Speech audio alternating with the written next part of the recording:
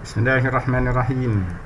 Alhamdulillahi rabbil alamin wa bihi nasta'in. Wa nusalli wa nusallim ala sayyidina Muhammad wa ala alihi wa sahbihi wa man tabi'ahum bi ihsanin ila yaumiddin, amma ba'd. Wa qala al-musannif rahimahullahu ta'ala anhu wa nafa'na bi 'ulumihi fid dharain amin. Wal khamisu, yang kelima, perkara yang diharamkan kepada orang haid dan nifas ialah dukhulul masjidi bimuktin aw taruddudin, masuk ke dalam masjid dengan dia duduk dalam masjid itu, mukus duduk, ataupun taruddud dia muna mandi dalam masjid. Liqaulihi ta'ala, a'udzubillahi minasyaitanir rajim, ya ayyuhalladzina amanu la taqrabus salata wa antum sukara hatta ta'lamu ma taqulun ولا جنبا إلا عابري سبيل حتى تغتسلوا وإن كنتم مرضى أو على سفر أو جاء أحد منكم من الغائط أو لمستم النساء فلم تجدوا ماء فتيمموا صعيدا طيبا فامسحوا بوجوهكم وأيديكم إن الله كان عفوا غفورا. Maksudnya, wahai sekalian orang beriman, la taqrabu salat, jangan kamu menghampiri solat. Menghampiri solat di sini menurut Ibnu Abbas ialah menghampiri tempat solat, iaitu masjid. Wa antum sukara, dalam keadaan kamu itu mabuk, sehinggalah kamu mengetahui apa yang kamu ucapkan, perkatakan, cakapkan, dan tidak juga dalam keadaan kamu berjunub, berhadas besar, melainkan hanya sekadar abiri sabilin, melintas jalan saja, maksudnya lalu menyeberang. Hatta taghtasilu, sehinggalah kamu mandi wajib. Seandainya kamu sakit ataupun berada dalam musafir ataupun datang dari mana-mana dan antara kamu itu datang daripada ghaid, tempat buang air besar, artinya selesai buang air besar. Au lamastumun nisa, atau kamu menyentuh perempuan. Lamsun tu sentuh dengan umum, sama ada tapak tangan ataupun dengan apa-apa kulit. Kemudian kamu tidak memperolehi air untuk berwuduk, bersuci, maka falam tajidu ma'an, untuk kamu tidak dapati air untuk berwuduk. Sebahagian itu kalau ni berhadas kecil. Kalau berjunub, air itu untuk mandi wajib. Maka jika tidak ada air untuk berwuduk ataupun untuk mandi wajib, fatayammamu, maka hendaklah kamu bertayamum dengan cara sa'idan, mengangkat, tayyiban, debu suci, dengan famsahu, sapulah dengan debu tadi tu muka kamu dan tangan kamu sahaja. Innallaha, sesungguhnya Allah Ta'ala itu maha afun, pemaaf, dan ghafur, pengampun. Jadi menurut ulama, afu ni, maaf tu artinya dosa tu hapus. Ghafur ni, dosa tu ada tapi diampunkan. Kalau afu ni, dosa tu dipadam terus, macam tak ada. Qala Ibnu Abbas, kata Ibnu Abbas, wa ghairuhu ay la taqrabu mawadhi'as salat. La taqrabu solat dekat sini berarti la taqrabu mawadhi' solat. Jangan kamu hampiri tempat solat, masjid. Li'annahu laysa fiha uburu sabilin. Kerana solat itu tidak adalah maksud melintas, kan? Mana boleh solat tu nak melintas jalan? Bal fi mawadhi'iha. Jadi yang sebenarnya ialah tempat solat tu barulah sesuai nak kata abiri sabil, barulah sesuai ubur ataupun menyeberangan jalan tu nak disesuaikan dengan tempat solat, iaitu masjid. Wa naziruhu qalu ta'ala, dan perbandingannya ialah firman Allah Ta'ala, a'udzubillahi minasyaitanir rajim, alladzina ukhriju min diyarihim bighairi haqqin illa an yaqulu rabbuna Allah walaula da'wallahi an-nas ba'dahum bi ba'din lahuddimat sawami'u wa bi'un wa salawat.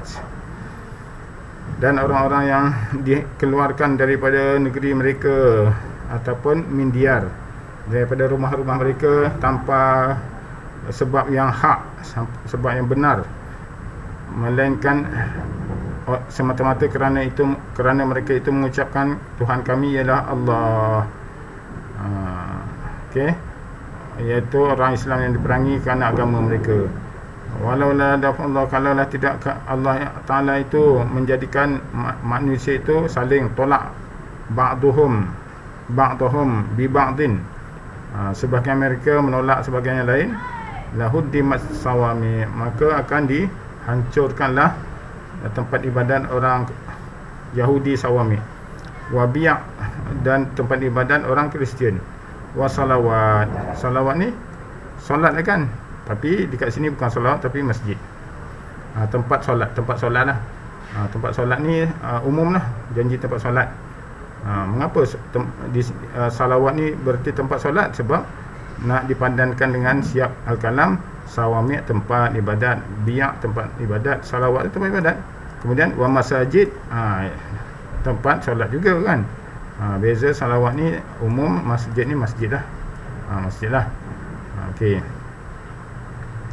Wa salawat wa masajidu yuzkaru fiha ismullahi katsira, yang mana di tempat-tempat itu disebut nama Allah Ta'ala dengan banyak sekali. Wala yansurannallaha may yansuruhu, Allah pasti akan tolong siapa yang menolongnya. Innallaha laqawiyyun aziz, sesungguhnya Allah Ta'ala itu maha kuat lagi maha agung. Aziz, agung. Jadi ayat tersebut nak suruh kita jangan cepat menyerah. Kena bertahan, kena susun strategi, kena membantu agama Allah Ta'ala dengan jiwa dan harta benda, tenaga, jiwa, tenaga dan harta benda. Wa liqaulihi sallallahu alaihi wasallam, dan bersabda Nabi sallallahu alaihi wasallam, la uhillul masjida li haidin wala junubin, tidak dihalalkan bagi masjid itu bagi orang haid dan orang yang berjunub. Berjunub orang berhadas besar dengan sebab bersetubuh ataupun dengan sebab keluar mani. Wa kharaja bil mukthi wa taraddudi al-ubur, keluar dari maksud mukus dan taraddud, seperti kata musannif tu, yang diharamkan kepada orang haid dan nifas itu. Yang kelimanya ialah duduk dalam masjid dan juga muna mandi dalam masjid. Keluar dari pengertian duduk dan muna mandi itu ialah ubur, melintas. Lil ayatil mazkurah, berdasarkan kepada ayat Quran yang telah kita baca di atas tadi. Illa abiri sabilin, mana nah? Illa abiri sabil kan. Okey.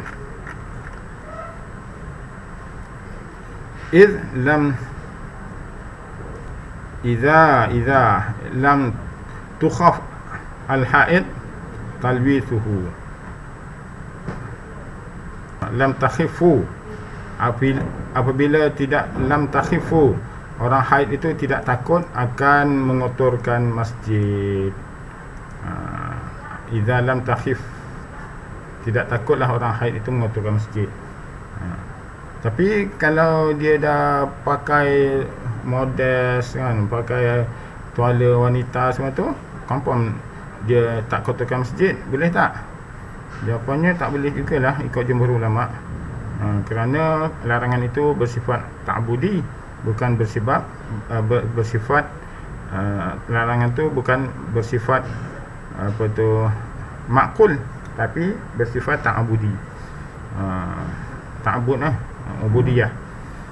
Wa kharaja bil masjid, dan keluar daripada maksud masjid, al-madaris. Jadi la taqrabu solat kan, solat ni la taqrabu solat, solat ni berarti masjid. Jadi keluar daripada pengertian masjid ialah selain daripada masjid, seperti sekolah, madaris, wa musallal Eid, dan tempat solat hari raya, wa nahwi zalika, dan seumpamanya. Solat hari raya tempat solat, tapi dia setahun sekali Okey. Wasadisu at-tawaf, yang keenam perkara yang dilarang kepada orang haid dan nifas itu ialah tawaf. farduhu wa wajibuhu wa nafluhu. Sama tawaf itu tawaf fardu, iaitulah tawaf haji dan umrah rukun. Wa wajibuhu, dan tawaf wajib seperti tawaf nazar. Wa nafluhu, dan tawaf sunat. Tawaf sunat tawaf sunat ni tawaf dia saya saja kan.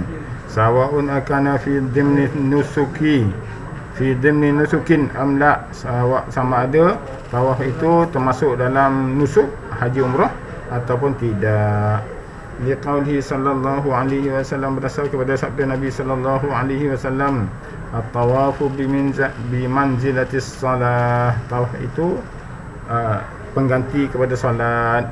Illa anna Allah Ta'ala ahalla fihi al-kalam, melainkan Allah Ta'ala telah menghalalkan pada tawaf itu boleh bercakap-cakap. Faman takallama, maka siapa yang nak bercakap semasa dalam tawaf, fala yatakallamu illa bi khairin, maka janganlah dia bercakap melainkan perkara yang baik sahaja. Jadi bagi orang yang masuk ke dalam masjid, sunat dia salat tahiyat masjid, kecuali orang yang masuk ke Masjidil Haram. Menurut mazhab Syafi'i, yang sunat bagi orang masuk ke dalam Masjidil Haram ialah tawaf, bukan solat tahiyat masjid. Tawaf itu pengganti kepada sunat tahiyat masjid, solat tahiyat masjid. Wasabi'u al-wat'u, yang ketujuh perkara yang dilarang kepada orang yang sedang haid dan nifas. Nifas apa dia? Perempuan yang keluar darah selepas beranak. Jadi perkara tujuh yang dilarang oleh kepada orang yang haid dan nifas ialah al-wat'u, wati, bersetubuh, walau ba'da inqita'ihi, walaupun selepas kering darah haid itu, wa qabla al-ghusli, dan sebelum mandi. Walaupun darah dia kering tapi belum mandi tak boleh. Qabla al-ghusli tak boleh. Ba'da al-ghusli, selepas mandi baru boleh. Liqaulihi ta'ala, a'udzu billahi minasyaitonir rajim, wa yas'alunaka 'anil mahid, mereka bertanya kepada kamu tentang haid, orang haid. Qul huwa adhan, katakanlah wahai Muhammad, dia adalah sejenis penyakit. Fa'tazilun nisaa fil mahid, maka hendaklah kamu menjauhi perempuan ketika sedang dalam haid. Wala taqrabuhunna hatta yatahurun, jangan kamu hampiri mereka itu sehingga mereka bersuci, mandi hadas. Fa idza tatahharna fa'tuhunna min haitsu amarakumullah, apabila mereka telah bersuci maka datangilah mereka dengan cara yang Allah Ta'ala perintahkan kepada kamu. Innallaha yuhibbut tawwabin wa yuhibbul mutatahhirin, sebenarnya Allah Ta'ala suka kepada orang yang sentiasa bertaubat. Tawwab ni banyak bertaubat, jadi sentiasa bertaubatlah. Wa yuhibbul mutatahhirin, dan Allah Ta'ala suka kepada orang yang mutatahhirin, yang suka sentiasa bersuci kan. Suka bersuci. Okey, ayat ni turun kepada memuji tentang sikap ahli Madinah yang suka menjaga kesucian. Wa watuha fil farji kabiratun, dan mensetubuhi perempuan pada farasnya dalam haid adalah dosa besar. Manil amidi al-alimi bitahrimi al-mukhtari, bagi orang yang sengaja lakukan, tahu dia haram, al-alimi bitahrim, tahu haram, wal mukhtar, lagi dia sukarela. Dia sengaja kan, bukan terpaksa pun. Dia mukhtar, dia pilih nak lakukan, maka haram, dosa besar. Wa yusannu lil wati'i, dan disunatkan kepada orang yang wati', orang yang mensetubuhi, iaitulah lelaki. Perempuan tidak, menurut mazhab Syafi'i menurut mazhab Syafi'i perempuan tak kena, lelaki je yang kena. Tapi ada keadaan yang menurut sebahagian ulama ada juga perempuan yang kena, jika dia yang memulakan kan, mengajak. Jadi bagi orang lelaki itu yang mensetubuhi isterinya dalam haid, muta'ammid, yang sengaja, dan dia memilih untuk melakukannya, al-alim bil tahrim, dan dia tahu itu haram. Kalau dia sengaja lakukan fi awalidam, pada permulaan darah, permulaan darah, wa quwwatihi, dan kuat dia punya warna darah tu kan. Maksudnya permulaan darah tu permulaan haid lah. Contoh dia haid 1 minggu, kata 6 hari 7 hari ya. Kemudian permulaan darah tu 3 hari yang pertama, atau 4 hari yang pertama. Tengok darah tu kuat lagi tidak. Jadi at-tasadduq bi mithqalin islamiyyin, hendaklah dia bersedekah 1 mithqal Islam, min adhabil khalis, daripada emas tulin. Kan 1 mithqal tu bersamaan dengan 425 gram. 4.25 gram. 4.25 gram bersamaan dengan 1,333 gram. Ringgit. Berat 1 mithqal menurut Google, Google lah, ia dapat 4.25 gram bersamaan dengan 1,333 ringgit Malaysia hari ini ya. Dia berubah harganya mengikut keadaan semasa. Jadi setakat ini 1 mithqal tu bersamaan dengan 1,333 ringgit. Lebih kurang gitulah, 33 sen menurut Google. Kalau dia mensetubuhi isterinya dalam keadaan sengaja, tahu haram, dan memang dia memilih untuk melakukannya tu, itulah disunatkan, yusannu, dia bayar kafarah itu. Wa dha'fuhu bi nisfi mithqal, manakala kalau dia mensetubuhi isterinya dalam keadaan dah hujung haid ataupun dah lemah darah tu, bukan merah lagi, dah dia dikelabu, dah ada warna kuning lah, ada bercampur kan, dia dah lemah darahnya, maka disunatkan dia bersedekah setengah mithqal bersamaan dengan 1,333 tu bagi 2 ringgit Malaysia. Berapa tu? 650 lebih kita ringgit. Sunat. Dia khabarin berdasarkan kepada hadis Nabi sallallahu alaihi wasallam, idza waqa'a rajulu ahlahu wa hiya haidun in kana daman ahmara falyatasaddaq bi dinarin wa in kana asfar falyatasaddaq bi nisfi dinar. Apabila seorang lelaki itu mensetubuhi isterinya dalam haid, jika darah itu masih merah, maka hendaklah darah haid itulah, hendaklah dia bersedekah dengan 1 dinar. Jika dia mensetubuhi isterinya semasa darah haid itu dah menjadi kekuningan, maka hendaklah dia bersedekah setengah dinar. Wa yuqasu nifas, dan dikiaskan juga kesnya tadi itu kepada nifas, permulaan nifas, penghujung nifas. Wa yuqasu nifasu 'alal haid, dikiaskan nifas itu dengan haid. Wal wat'u, dan wati' ba'da inqita'id dami ila tuhri kal wat'i fi akhirid dam. Wati' mensetubuhi selepas berhenti haid itu, berhenti darah, darah berhenti tapi dia belum bersuci lagi, kan, hukumnya seperti wati' semasa akhir darah, kan. Hukumnya sama macam wati' pada hujung haid, kan. Wa yakfi atasadduq, dan sah bersedekah itu walau ala faqirin wahidin, sekalipun kepada satu orang fakir. Wala yukrahu tabkhuha, dan tidak makruh kalau nak sedekah yang masak pun bolehlah. Wala isti'malu ma massathu min ma'in, dan boleh juga menggunakan barang makanan yang telah disentuh oleh air, maksudnya ada gaul dengan air. Jadi kalau apa ni, sedekah tepung jadi 1 kilo, kan. Kalau di sedekah yang dah diuli, 1 kilo tu dah dapat berapa kilo, kan, tepung diuli. Nasi 1 kilo dah berapa periuk, bolehlah ya. Jadi walaupun nasi tu kalau beras tu murah, beras tu ringan, dah jadi nasi tu dia banyak, tapi harga beras dengan harga nasi berbeza kan. Yang pentingnya harga sedekah tu mengikut harga emas kan.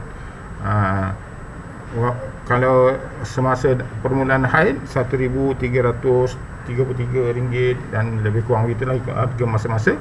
Dan kalau hujung haid dia bersetubuh, maka sedekahkanlah setengah miskal bersamaan dengan 650 lebih kurang gitulah. Kira sendiri. Okey. Min ma'in au ajin tepung uli au nahwihi atau seumpamanya. Boleh sedekah yang barang basah, barang yang telah diproses. Wasaminu yang ke-8, iaitulah larangan yang ke-8 ke atas orang haid dan nifas, al-istimta' bil mubasyarati bi wat'in aw ghairihi. Istimta' ni bersenang-senang, bersenang-senang dengan cara bersentuhan kulit kan. Ya, tu orang sekarang kata apa? Beromen kan. Artinya bermesraan suami isteri kan, untuk wati, untuk bersetubuh ataupun seumpamanya. Bima baina surah wa rukbah, yang melibatkan antara pusat dan lutut. Walau bila syahwatin, sekalipun dengan tidak ada syahwat, suka-suka kan. Dia qaulihi ta'ala, berdasarkan kepada firman Allah Ta'ala, a'udzubillahi minasyaitanirrajim, wa yas'alunaka 'anil mahid, dan mereka bertanya kepada kamu tentang haid, tentang orang yang berhaid, perempuan haid. Qul huwa adzan, katakanlah wahai Muhammad, ia adalah sejenis penyakit. Fa'tazilun nisaa fil mahid, hendaklah kamu sekalian itu menjauhi perempuan semasa dalam haid. Menjauhi itu maksud menjauhkan diri daripada menggauli perempuan, isteri dia, bukan dia kena lari daripada orang haid. Tidaklah begitu. Wala taqrabuhunna hatta yatahurun, jangan kamu hampiri mereka, artinya jangan kamu menggauli mereka lah sehingga mereka suci. Fa idza tatahharna, apabila mereka telah suci, maka fa'tuhunna min haitsu amarakumullah, datangilah mereka itu dengan cara yang Allah Ta'ala perintahkan kepada kamu. Innallaha yuhibbut tawwabina wa yuhibbul mutatahhirin, sesungguhnya Allah Ta'ala suka kepada orang yang bertaubat dan suka kepada orang yang bersuci.